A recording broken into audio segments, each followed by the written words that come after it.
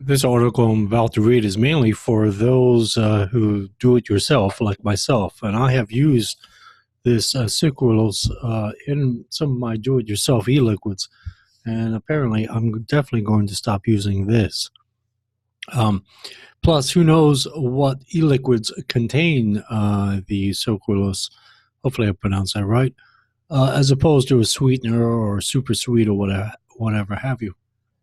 But this comes out of Science News, and it's May 30th, 2019. It's called, it's entitled "Vaping the Sweetener Sucralose May Produce Toxic Chemicals." Lacing e-cigarette liquid with sucralose is probably not a sweet idea. Vaping the synthetic sweetener may generate harmful chemicals, researchers report May 13th in Chemical Research in Toxicology. To the gist of it. Familiar with the chemistry of sucralose, Peyton and his team had a hunch that the compound might break down when heated by the metal coils inside e-cigarettes. To test the idea, they mixed up e-liquids and vaporized them using commercial devices in the lab. A pump drew air through the e-cig, and the scientists captured the puffs of vapor for analysis. Adding sucralose to a mix of typical e-liquid solvents, propylene glycol and glycerol, amplified the production of lung-irritating compounds called aldehydes by a factor of 3 to 10. Some of these compounds, including acetaldehyde, acrolein, are known to be toxic. Let me make this a little bigger. I'm going to read that. The amount of aldehydes a user inhales would depend on factors including how concentrated the sucralose is and how hot the coil gets. The scientists also detected small amounts of organochlorines, I don't know how to do that, including a potential carcinogen in the vapor from e-liquids containing sucralose. While the effects of inhaling aren't fully understood, some of these compounds are notorious for horrendous long-term toxicological effects. Sucralose looks, I have to, excuse my pronouncement of certain words, looks a lot like table sugar, but the molecule trades 3 of sugar's hydroxyl groups for chlorine atoms. When sucralose breaks down, chloride ions are released and can hook up with other chemicals and intervene in other reactions occurring in the device.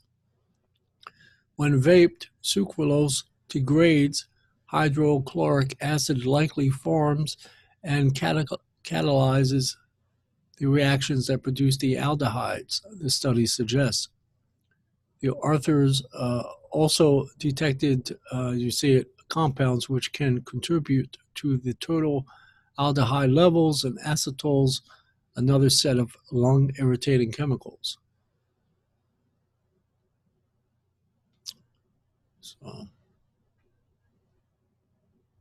So that's that. It's one of the little other thing they said. I want to see if I can find it. Here you go.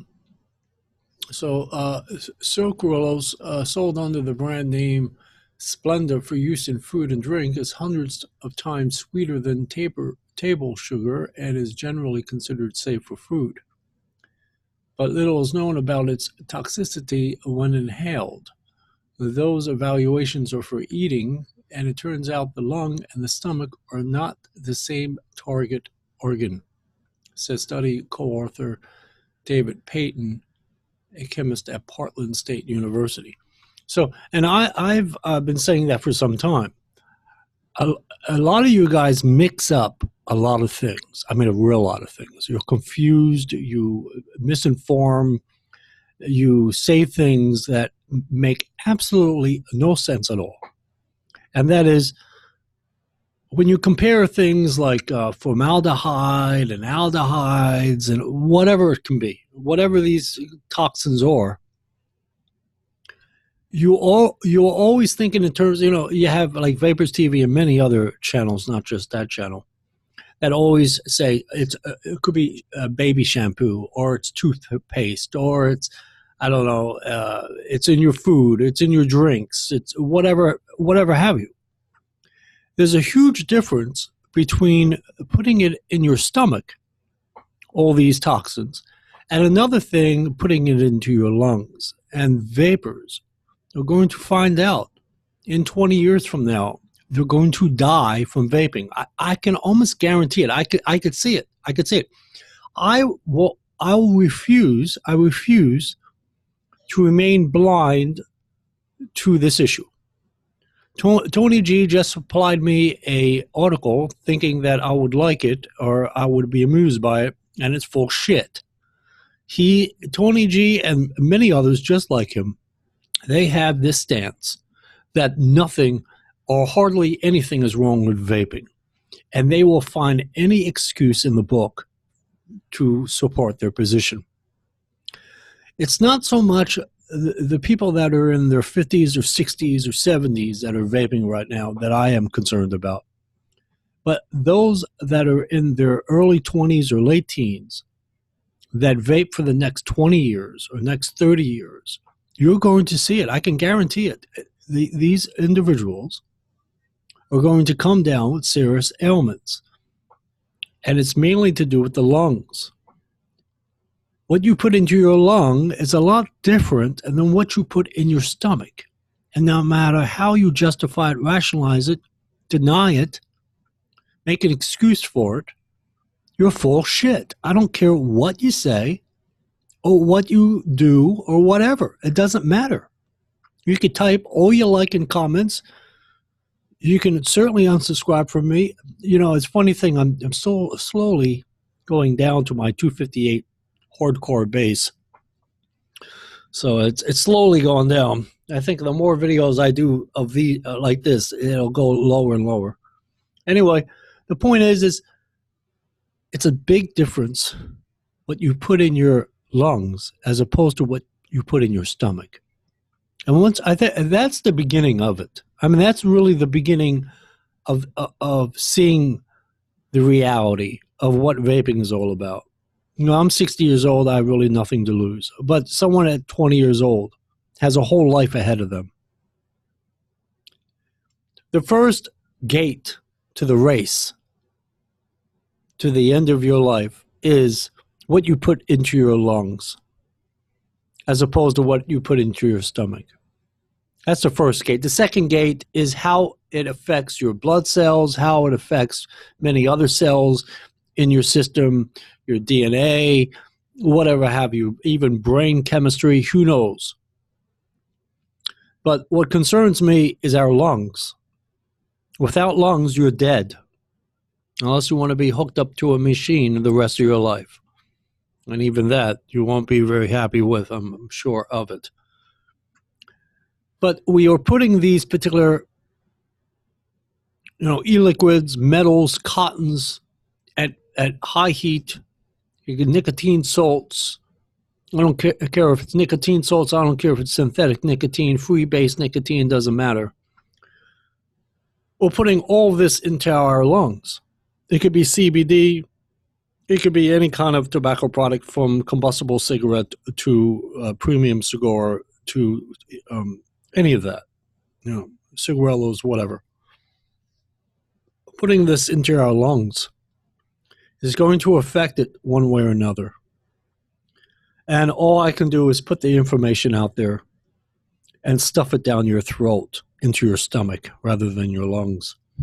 The point is I'm going to continue to stuff this information down your throat, so to speak, because even my hardcore subscribers will make excuses or in denial or will accept it to a degree, but don't want to see the picture head on.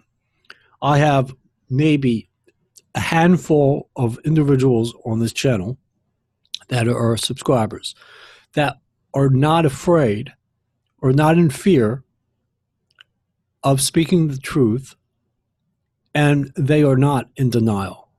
Only about a handful of my 258 hardcore bays, which is really scary. Really scary. Think about it. Just to have about four or five that make no excuse, that are not in denial, that do not justify, that do not rationalize, that do not use excuses like, well, it's better than smoking combustible cigarettes and all this other shit. But see reality for what it is. And then you make your choice as an adult. Do you want to vape toxins or do you not? That's it, period. Do you want to vape toxins or do you not? I'm 60 years old. I figure if I can get another 10, 20 years on Earth, I'll be a happy guy. So I'm willing to take the chance of inhaling toxins into my lungs. But those at the age of 20 years old that have about 50 years left of their life to live, they're the ones that I'm concerned about. And they're the ones that you ought to be concerned about too. And on that point, have a good one. Bye-bye.